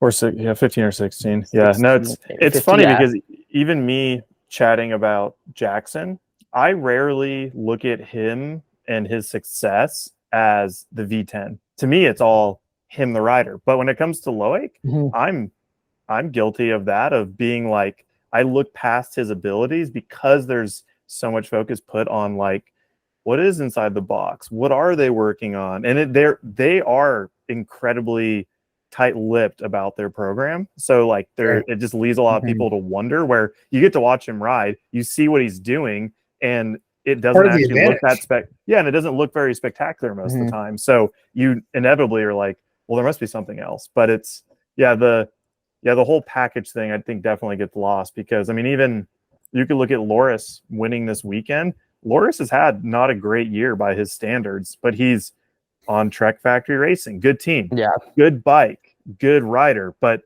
doesn't always mean that, the soup tastes good, like the ingredients don't always come together, right? The other ingredient that I haven't talked about yet is your team environment as well. Like, who are you on the team with? What does management look like? What's the structure look like? Like, are you happy in the pit? And are you happy at the races? You know what I mean? Are you happy to be around the people that you're around? And that's such an important thing I learned from Aaron, like from the beginning. And it was like, that changes everything. Like, I'm telling you, almost more important than everything else in your equipment. Like, because if you're, especially as US riders, I'm biased towards that, but if you're gone for 2, 3, 4 weeks at a time, like, and you're miserable and you don't like the people you're around, dude, your productivity, your mood, your everything just nosedives. But like, if you're stoked, if you're like, yes, I get to go hang out with the boys, I can't wait. Every time I'm with them, it's constant laughter. We're having a blast. We're doing this. Like, okay, it's a 3-hour ride from the airport to the venue. Don't care. I'm with 3 of my best boys, and we're going to laugh and joke and talk about all the music we found and all this kind of stuff like that, and catch up and whatever, since we've seen each other last. And then we're going to be on the road for the next 3 weeks. I can't wait. Like, when that's your mentality versus like, bro, like, I'm going into like this energy suck of like environment, and I'm like, I just gotta get through this like week. And when you're in that mentality, like, it affects everything. I think everybody can relate to that. Like, that's something that's very relatable to everyday Joe Blows. If you go to your job and that's the same way, or you go to your job and like, yo, I can't wait to see my boy and tell him whatever I did this weekend and laugh about it and whatever, talk about where we run. But, so it's just, there's so many variables that go into the success. And so Loic's team environment is kind of where I was going with that. It's the same mechanic. Jack is the man. Like, they have that symbiotic relationship. They can communicate with each other without speaking. They know every move, every what's coming up next, what each one needs from the other, and when, and what the expectations are. And then those expectations are continually met, which just builds trust. And it's been the same team manager with Laurent, Loic, and Jack, and Kev, Jolly, they're the other mechanic, Finn's mechanic, and now Finn has been there for a long time. And it's like, they get along. Yeah, sure, dude. They've got their in-team rivalry. One wants to beat the other. Finn's getting faster. Loic probably shares a little bit less with him now that he's getting faster, like that kind of thing. But dude, they're you saw it. I watched the Win TV interview, and he was sitting with Loic, and Finn, coming back from medal ceremony, just stepped right in, like, gave him a quick hug and said, "Are you okay?" Like, that was a genuine friend checking on a friend, somebody who cares about somebody else in their environment. Like he could have very well seen that they're doing an interview and just Finn knows he crashed. Finn knows he's okay. He could have, and he's in the middle of an interview. He could have walked right past. It's those little things that I can pick up on where he comes by and just doesn't look at the camera, doesn't look at Finn, doesn't interrupt, just quick little hug, hand on the chest. Are you okay? Yeah, I'm good. Okay. And walks off like they'll catch up later. Like that's a team environment that like people don't think about that you have to curate. And it's part of success of the athletes. Like it doesn't get talked about enough. So I guess that's my soapbox. I ranted. I apologize. You're good. No, it's true. It is. I mean, I think when Dak went to Mondraker, I tried to get that out of him about why he decided to change teams. And maybe it wasn't when we podcast, but like what was priority? Like you want to make more money? Is it the bike? Is that everything to make sure you can win? Is it the team thing, And I think for him, it was for sure like team and bike were pretty tied, like he wants to be making what he knows he's worth, but like he wants to go out and prove his ability. And a lot of that is having the resources to develop a bike that you can win on, and then having a team that like you're talking about, you want to be around. Yeah. The answer is yes to all of them. Yeah. Like it's for sure. But it's hard to find. It's really hard to find. Because I mean, even Dak was talking about like how he was approaching teams that maybe didn't have the resources, but he liked the people. Like last year. For sure. Yeah, dude, that's the game though, right? As for these athletes is okay, maybe it's more obvious to others, but that's the package, right? Here's the recipe for success. Can I get it? Can I go get the bike and the equipment and the support and get what I want to get paid and have a positive team environment? And, if you can do it, you get the Loics, you get the Greg Menards, you get the Aaron Gwynns, like, and then, maybe it takes you a year or two to kind of like place it and move around a little bit. And that's why you see some guys move and you guys see some guys stay and they're like, okay, no, I really like the team and the environment. So I want to stay, but maybe if we could switch out either personnel or equipment or whatever, and just like chip away at it and begin to build the program. So it's interesting for sure. And it could all mean nothing. And you could just be a nobody in the parking lot and beat everybody and need none of that stuff. Yeah. So, but that's what's awesome about downhill, dude. Like it's both are possible. What you don't know, right? Won't kill you. Yep. Yeah. No, it's good stuff. I like it. I think it's it's good for people to hear that and think about it, like there's so many factors at play, and there's forever so many people you don't see that are a part of like the result, like between the bike, the person, the people behind both those things. And all right, my computer is really hot and getting close to dying, so we're gonna have to kind of scurry along here. I'm gonna plug mine in actually. We'll go straight into Loudenvielle, or I'll do real quick. How'd you guys do in fantasy? I did okay. Hey, remember when I talked all that crap about I already got my team picked? Yeah. Like I'm way ahead of you. Get off my back for juniors. I didn't pick a elite team. Blew it. That's really rough. Blew it. So I don't know if I have rollovers or if it rolled over, but I actually don't know if you even. I don't think you get a rollover. I don't know how that works. I'm trying to remember if there is like a random selector it'll do for you, but I think you might just be. Yeah. I blew it. SOL.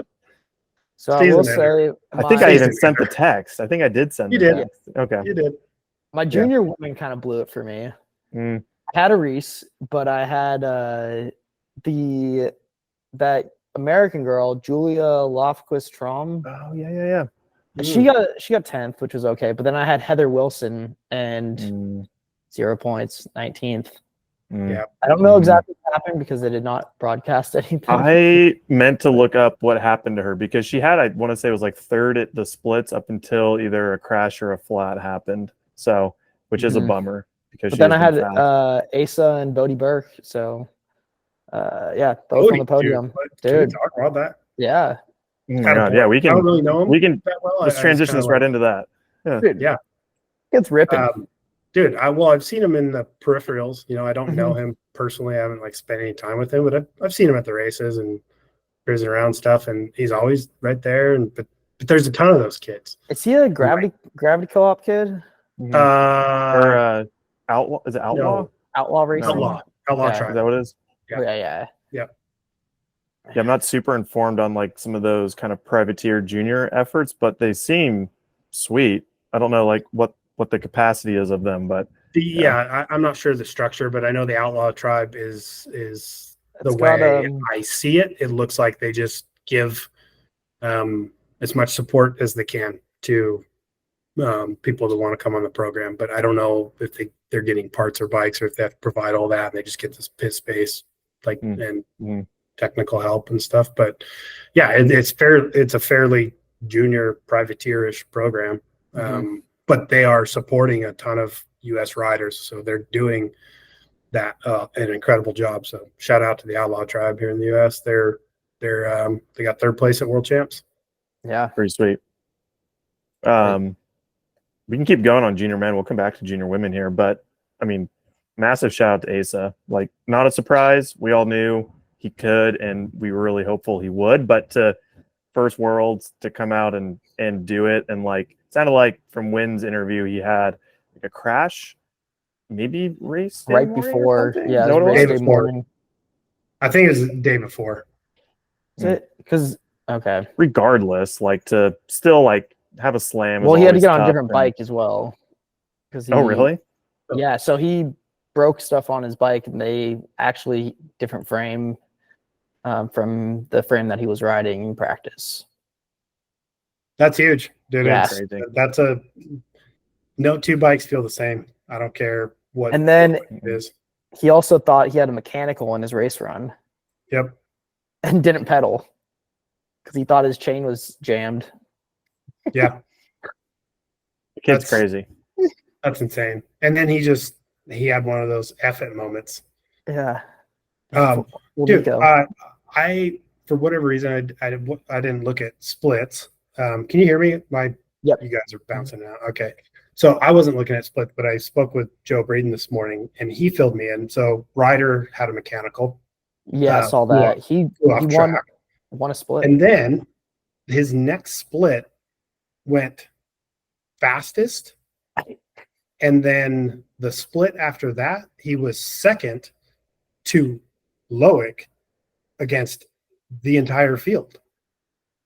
Like, Crazy. I was like, holy shit, dude. Like, so it's one of those classic Ryder Lawrence. He's been under the radar. He's getting his feet wet. He's figuring it out. He's made all these junior mistakes that like I saw coming.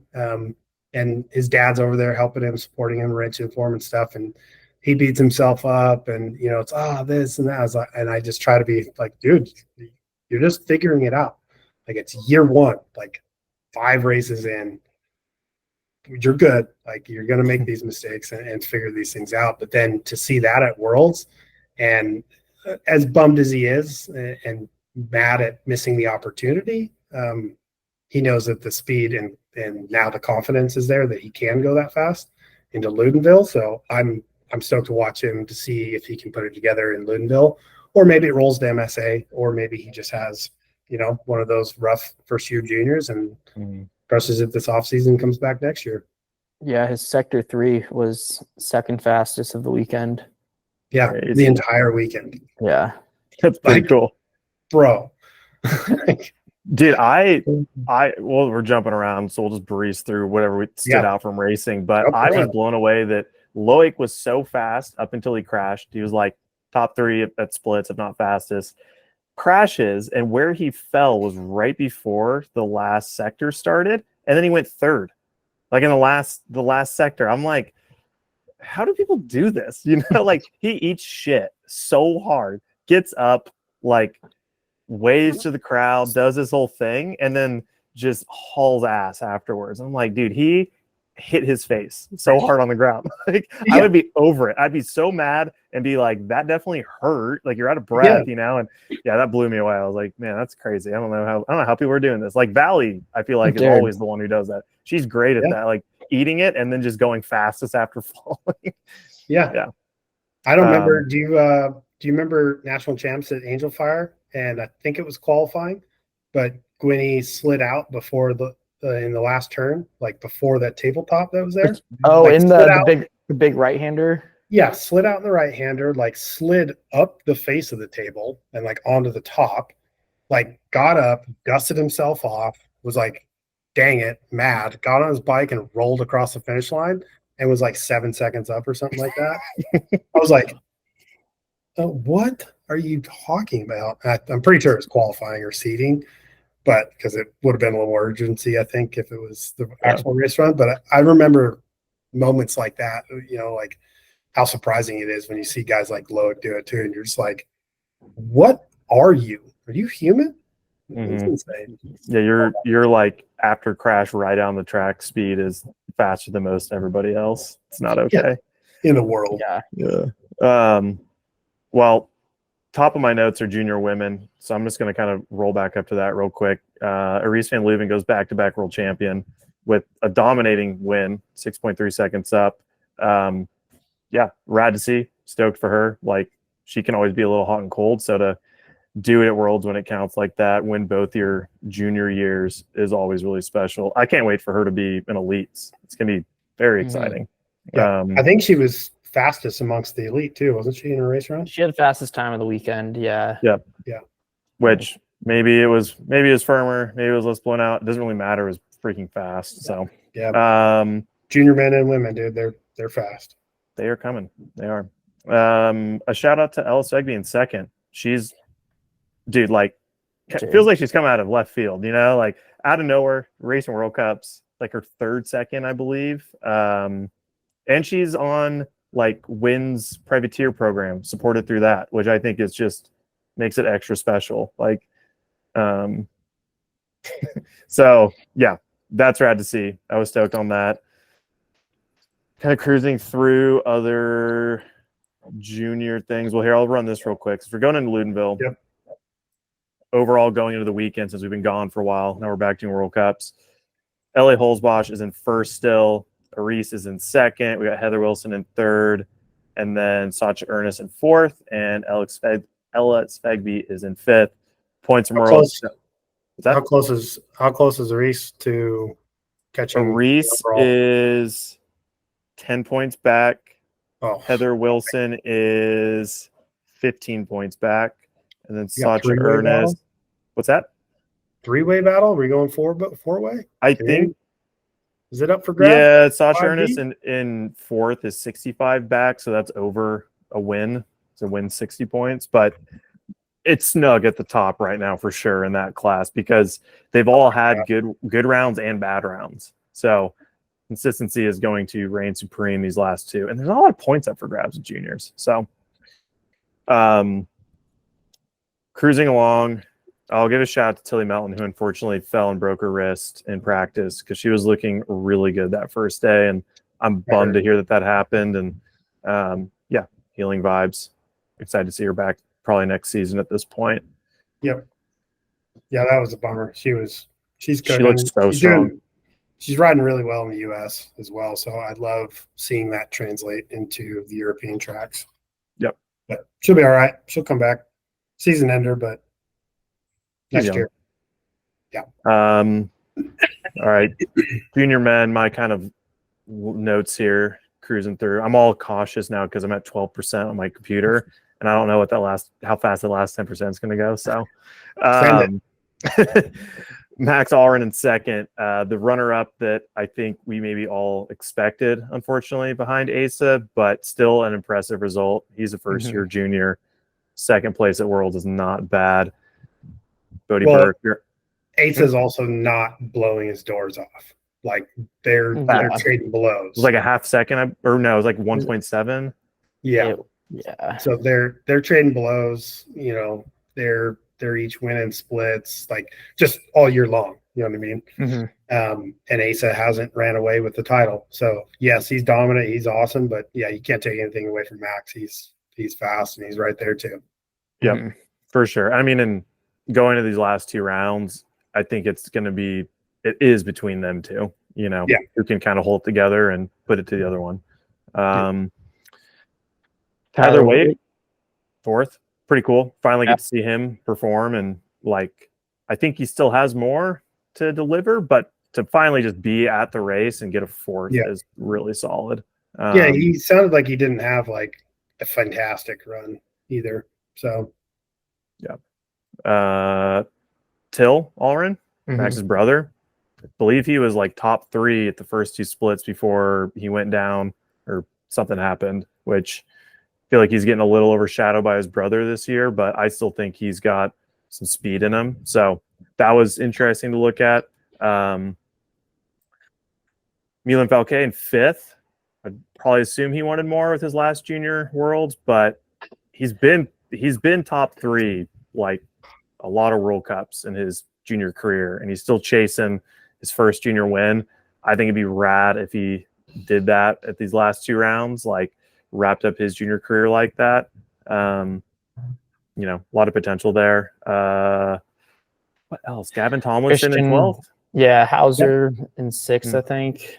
Hauser, I'm like, I feel so bad. I'm like, what's going on with him? Well, I feel he did have a win right out the gate, so yeah, kind of hard to back that up. Yeah, a little Jordan Williamson setup. Yeah, but yeah, I think he's still building. He's still there. Yeah, sixth at Worlds is still pretty darn good. Mm-hmm. Yeah, I would agree. Yeah, and cool to see our U.S. boy Gav do well. Yeah, I want to say like qualified 6th, and then looked like he's had some mistakes at the bottom, looking at splits at least in his race run, and ended up 12th. But I mean, he's had good results in juniors, and I was chatting with somebody who knew him more than I definitely do, and was like, he has the speed. It's just racing's obviously tough. So I'm hyped to see him at these last 2 rounds. Last note I have is Dane Jewett. He's definitely a fave for the weekend, and unfortunately had a massive slam. He put it on his Instagram if you haven't watched it. It just gets so chucked after the bridge into those 2 berms, and sounded like he hurt his wrist. I don't know how bad, if he'll be back this weekend. So I really hope so, because he's another one where it's he's been right up there, just maybe hasn't all come together. And I think he could totally be a threat. He's been fast this summer. So yeah, it was a tough weekend for the old Pivot juniors. Yeah, DNF. Yeah, I think he broke his collarbone. Something like that. Yeah. Oh yeah, that's the video I sent you, Tanner, of him sliding out off the bridge drop thing. Gnarly. And it's the little, it's like a weird little right hander onto the bridge, road kind of lily pad off of it almost. Yeah, and so he lily padded and turning in the air, and as he landed on the bridge and went off, his whole bike just went yeet. Yeah, and he just kept going off the drop and the road gap and slammed and ragdolled down and broke a collarbone. It's terrible, but I'm how did you only break a collarbone like that? Right. That's terrifying crash. I think maybe more than physical. Yeah. So, I hate to stay on the subject of crashes, but did you see friggin' Locky's crash? He got in the rock so garden. Lucky that his head didn't go straight into that rock, though. It went right next to it, but pretty much straight into it. But he got back up and was just it was one of those ones that he just got away with murder. Yeah. Well, too, it was so violent and fast that it spits you back up onto your feet, and your hand just subconsciously pulls goggles off, and you just start walking with goggles in your hand. That's what he did. He was oh, I just need a minute. Holy crap. I shot him a message. I was like, are you good? He's a little sore, but I'm all right. I'm jeez, bro. A quick reset. That's why you go to the gym, kids. So that when that happens, you're just a little sore. Yeah. Oh man. Yeah, but I think that covers most of juniors, right? Yeah. Here, I'll give a overall going into the Loudenvielle. Ace is in first. He's a 23-point lead over Max. Dane Jewett and Luke Wayman have. Oh wait, these are notes from last time. So Oh, see, okay, Dane's in third. Luke is in fourth. Milan's in fifth. And that's it. My notes are from last time, so they're written with like Ace is in first, but now he has a 23-point lead over Max. So yes. Sweet. All right. We're getting down to it. I'm gonna have to make this one quick here. Elite Women, Valley, third world title in a row, fifth world title if you include juniors. And she is 23 years old. I forget about that. It's insane. Like it's like, you know, Rachel 2.0. It's cool to see. Yeah. Long also, career. Timo just announcing her run. Tracy Mosley. Right. Yeah, that was so cool. sick. That was super cool. I know. I was listening to it and I was like, this person sounds so familiar. And at some point they said her name. I'm like, that's who this is. Yeah. I knew right away as soon as I opened the broadcast. I was like, what? Mm-hmm. Yeah. Yeah. So it's cool to see. I mean, she's classic style, another classic win in her record book. And yeah, really hard. And the overall is pretty much hers to win, I would say, at this point, going these last two rounds. Like, just kind of has to hold it together. And she's Loudenvielle last year, she went 1-1-1. So I'm sure she has a lot of confidence going into this weekend. Kind of moving down, I would say Miriam in second, Tawny in third. Other two runs that definitely stood out. Results that just stand out. I mean, Miriam was fast all weekend. And after like the comeback she's had, it's so cool to see. Yeah, dude, she's I mean, she's a veteran at this point, and for her to have the comeback that she did and the run that she did, dude, she's rock solid. So I hope that boosted her confidence and, you know, upped the belief in herself that she's still a threat. Yep, for sure. I totally agree. Yeah, I'm excited to watch her race these last two rounds. I think she's proven to herself. She's back up there. Same. Connie was somebody who could have won, obviously, and just had like a classic fast run. You know, dude, the racing was so tight too. Yeah. Like, I think what was the super top three? tight. Like it was top three is 0.5, I think. 0.5. Top four. Or wait, is that right? Within 1.6. Okay. Yeah. So that's huge. Yeah. So, like historically, for women's racing, dude, there were years where it was 10 seconds from first to fifth. Yep. You know what I mean? Like, this is awesome. This is what creates good racing. Like, I love when stuff gets tight like that. Top 20 were within 10 secons. See, sweet. That's awesome. That's so cool. Yeah. That's such good progress to see, and the racing tightening up. You know, it's there's an argument for when racing's too tight from an athlete perspective, because they all just want to like dominate and win. But from a fan's perspective, and racing in general, like, it's really cool to have those nail biter runs. And then when you do have that run, that win by 2-3 seconds, it's like it's way the celebration for that, and the feeling is like, yes, that was sick. You know what I mean? Because it was just such a dominating run. So good to see. I love seeing that tight racing. 100%. Yeah, it was sick. Pretty cool. Anna Newkirk in sixth. Yep. Always rad. Sixth in the overall. Yeah, she's it'll be interesting to see the off season with her, where she goes and what happens. Yeah. Gracie Hemstreet, this was like, I think, her best race of the year. In fourth, she was right there. But sweet. I did especially faster. after she had a little injury after Fort William, I think. Heard that. Like a hand? Yeah, I think it was a hand, because it was. Yeah, that's when it was looking bleak for the old Norco team, looking like the engineer was going to be the top dog, but he planned it just the way he planned it. Yeah. Yeah, that is sweet, especially somebody like her, where I'm like, you're so gnarly on a bike. Like, please put a result up that like we all know you can do. Yeah, so that was cool. All right, I'm gonna keep cruising through here. I'm down to 8%. Okay, back against the wall. Overall, going into the last two rounds, we got Valley's in first, Tawny's in second, Marine Cabaroo in third, Miriam fourth, Nina fifth. There is like 220-ish points between Valley and Tawny, and then you drop to Miriam's just over 400 points back on Valley. So it's possible, but Tawny is definitely the closest, and even that still will take something probably happening. All right, real quick, who do you guys have for this weekend? What's your top 3 for women? I'm going Tawny for the win. Actually, yeah, Tawny, Marine, and then Valley. I like that. I'm gonna go Valley, Tawny, Marine. Lisa Bowman wild card. I'm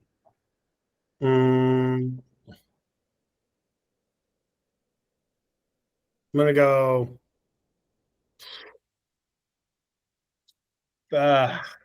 It's hard to bet against Valley, but I want to just for the sake of argument. I'm gonna go. I'm 7%. gonna go Tawny, Miriam, Valley, just to spice it up. All right. That's smart. Neither of us said Miriam. That might have been a miss. So Yeah. one of these days we'll remember this and revisit how we actually all betted. I'm gonna bank on Valley letting her guard down because the weight of Worlds is off, and then I'm gonna bank on Miriam Stepping up. coming in with some confidence of how close she was to winning another world title, and to just like I like that. lay the We're in hammer. France. And we're in France, and then Yeah. you can just never count Tawny out. Like she's gonna be hungry as ever. Still, she's every round. All right, elite men. We have to try to make this as tight as we can. It's going to be tough. We gave Loris some praise. I'll do it again. Epic to see him win a world title, especially he's been runner-up in so many ways over the years. So even though Loic crashed, I think it's fair to be like the classic shit happens racing. Like he still won, and it was rad. He freaking did it. And just the times being so tight, like going down from there, like Benoit in, Benny B in second, Finn in third, Danny in fourth. I almost feel the worst for Danny in fourth because he basically won in my mind, but he doesn't get a medal. Like at least Benoit and Finn actually get medals or on the podium, but like it was Finn's 0.148 and Danny's 0.283. I mean, come on, and watching the race was really hard to read. Everybody looked so quick. Like people looked quick in spots, but how much of that maybe was body English? Like when it all came down to it, I have written down the top 10, there was 2.3 seconds, but from 10th to 20th, I believe was like a little over a second separating those 10 riders, which is insane to think about. So yeah, shout out to anybody that literally was like in the top 10. I think it was 10th to 19th was a second. Yeah, crazy. Yeah, that's nuts. It was Chris Kilmurray, 0.1 athletic. He like did the equation to like time versus distance, and it was like I think I'm completely botching it, but it was something insane. Like from 1st to 20th was like 14 centimeters or something like that.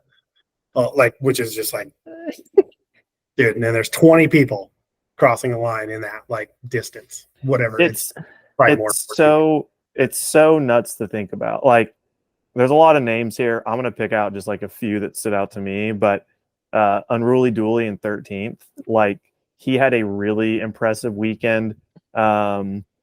He was, I believe he had like a 3rd, 4th, and a fastest split in his race run. So like you might have just kind of botched it a little bit at the bottom, and like you're saying, he lost by like a few knobs. So over 2 minutes and 40 seconds, and you lose by, and you could be that tight with everyone. I mean, it was a pretty one-line track from what everyone was saying.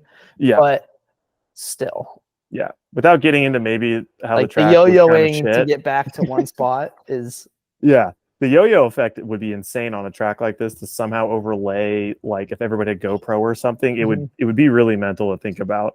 I got a hot take, could be controversial.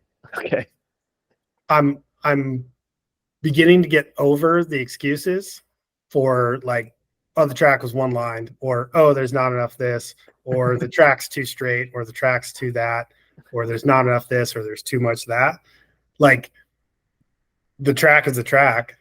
There's no changing it. you can try to influence maybe changes in the future, but it's like the fastest person won because they rode what they were given the better than anybody else. You're just drinking you've been drinking the Clay Harper Kool-Aid.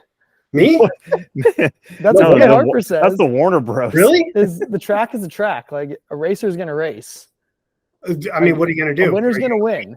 Are you going to pull your registration and be like, No, I don't like how Hmm. one line this is? Like, you just don't like how fast you have to go on that line in order to win. Like, I like your hot take because there's validity to you got to race it, right? and this isn't like an excuse for straighter tracks, faster tracks, like, or any type of track. I want to see rough tracks. I want to see like difficulty and line choice. Personally speaking, turns, stuff that require like technical ability, not just flat out balls to the wall speed, no break it, and who breaks last type of deal. Those are cool. Don't get me wrong; they're fun to ride and they're cool to watch. But it does get terrifying for those guys to race. Yeah. But I'm just saying, like, we can't take away from the people who won. Like, they hung it out more than anybody else. And if it was a completely super technical track, same credit to them. They hung it out and rode it faster than everybody else, and that's why they win. Yeah. Yeah. I mean, I like to see a diversity in tracks throughout the year. Like there's a place for the Fort Bills, but then there's like a place for this track. There's a place for Lenzerheide. Like, even though it's, people have their gripes with it. Well, people have gripes about every single track. I don't care. But it's sick when you can see people like do well, like Ronan Dunn and Ocean O'Callaghan. Like when they do well at snowshoe is sick. Like dude, like they're like specialists there. Yep. Well, dude, it's like, what do you do? Okay, we'll give you the complete opposite of what you're complaining about. Red Bull Hardline. There's your next World Cup track. Everybody be like, this is too gnarly. You know what I mean? Like, it's just one of those things. It was interesting hearing Loris talk about how his run didn't feel good. How he thought it was like it was like an average run, but like it's the run that won maybe because he wasn't trying to, like, he's even said himself that he wasn't in that mode of I'm gonna give it everything I have and then some. He was in the mode of I've been having not a great weekend. I don't feel too great, and I'm going to just do the best I can for today, and that's where I'm going to be happy with it. Yep. Sometimes it's the best mentality, and I don't want to give away any secrets of Aaron's, but I enjoy imparting some of the knowledge that I've listened to him impart on friends and people looking for mentorship. And he always has this mentality of being content with your effort. And that's it. So you don't have to be content with your results. You just have to be content with your effort. And that's where you get those times where he's won races, but still wasn't happy because yes, he's happy with the result, not happy with or content with his effort because he knows he could have done better or gone faster. And when you switch a mentality to kind of like what you just alluded to, I didn't see that interview with Loris, but if he switched his mentality before his race run or leading into his race run to however I do, I'm going to give my best effort today, and whatever that is, I'll be content.